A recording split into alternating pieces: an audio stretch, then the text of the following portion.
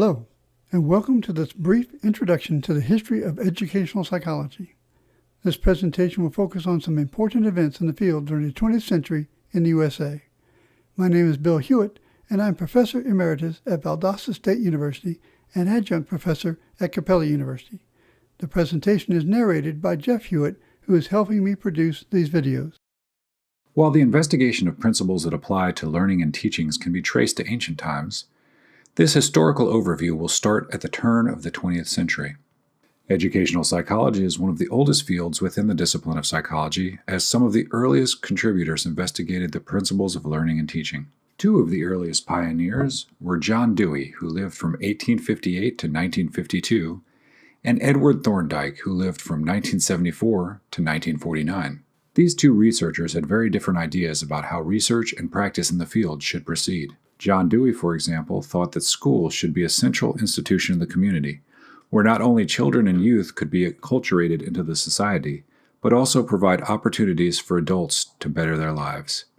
He thought the community should be an important focus of schooling, and that children and youth should participate in the community as part of their formal education. More specifically, Dewey thought that the primary aim of the school should be the preparation of children and youth to live and participate in the functioning of the democracy.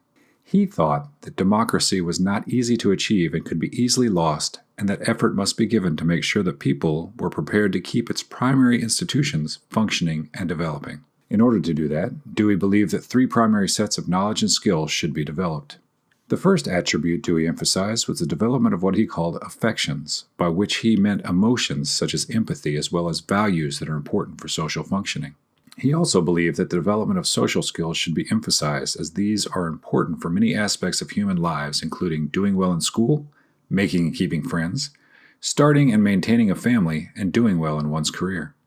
Finally, he thought that the thinking skills used in scientific inquiry should be taught, including the methods that would be used in investigations in the natural and social sciences. In a word, Dewey thought that the focus of the development of children and youth should be holistic, with a dual focus of developing the individual as well as society. Edward Thorndike had quite different views on the investigation and practice of education. He identified four elements that must be addressed, to which he thought that educational psychology could make major contributions. The first element was the aims of education. In Thorndike's view, human beings are animals and need to be studied as such.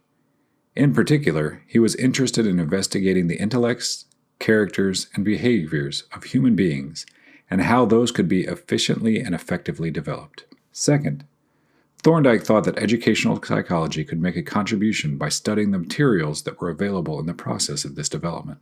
He thought that the social and behavioral sciences provided the best methods for studying these. Third, he thought that educational psychology could investigate the means by which development occurred.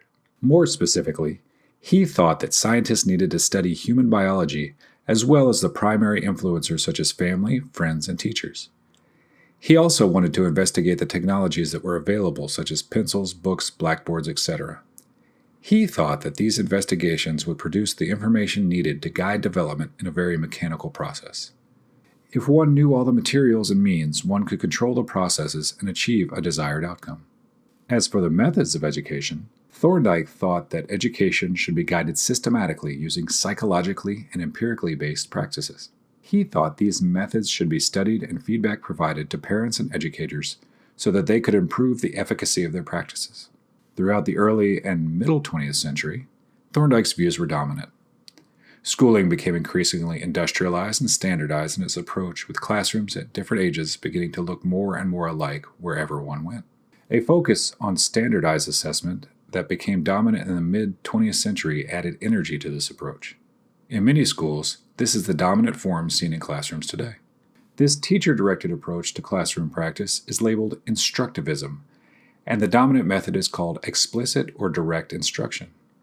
However, in the latter half of the 20th century, as high school graduation rates began to level off and achievement continued to decline, there has been renewed interest in methods that hark back to John Dewey's ideas expressed a century earlier. While there has been a continuation of standardized testing, there is an increased emphasis on writing and thinking rather than just testing of rote knowledge. Additionally, while the assessment of the whole person has yet to be widely accepted, there have been advances in the conceptualization of frameworks and methods to do so. For example, The CERTS Institute has developed a set of 40 developmental assets that are divided into two major categories. The category of external assets focus on the support from the environment that children and youth need in order to develop their full potentials. Included in this list are support from family and adult relationships, opportunities to develop empowerment by being of service to others, the establishment of boundaries and expectations that allow for growth and decision-making, part from family and adult relationships, and providing programs that allow children and youth to make constructive use of their time. The internal assets include developmental assets focused on competencies and values that children and youth need to make good decisions and to become responsible, independent adults. Examples of assets in this category include having high levels of academic motivation and engagement in school activities, positive emotion and values such as caring and honesty, social competencies such as cultural competence and skills in conflict resolution, and high levels of self-esteem and a sense of meaning and purpose. This framework articulates a set of aims that are quite similar to those presented by John Dewey and are more oriented to a student-centered approach to learning that has been labeled constructivism. The focus of educational psychology is to explore the theories and research that support an constructivist or teacher-centered approach to instruction, as well as a constructivist approach to instruction with the opportunity to explore when and for whom each of these approaches might be most appropriate. When you study educational psychology, you will have taken a major step in your goal to become competent in the role of a professional educator.